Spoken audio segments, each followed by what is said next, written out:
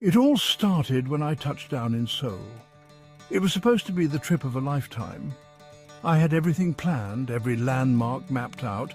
I knew just enough Korean to get by, or so I thought. The first few hours were perfect. I was exploring new neighborhoods, trying food I couldn't pronounce, and feeling like I had it all figured out. But then, things took a turn I never saw coming. It hit me like a ton of bricks.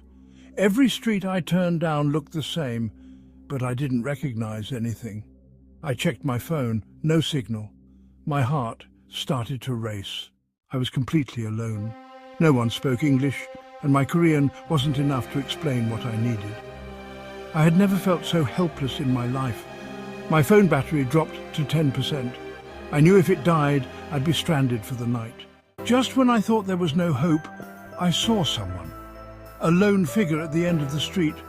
I had no choice. I ran to them, praying they could help me. I tried to speak in broken Korean, my voice shaking. "Dowajuseyo, please help." And then they smiled.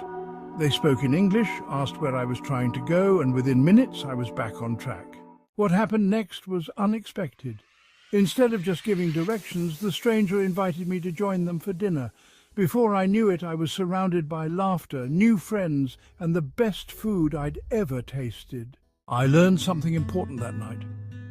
Getting lost in Korea felt like the scariest moment of my life, but it ended up being the most unforgettable experience.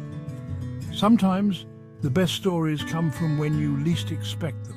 Don't forget to comment on your favorite tip or share your own language learning experience. If you enjoyed this video, make sure to like, subscribe, and hit the bell so you never miss another language tip.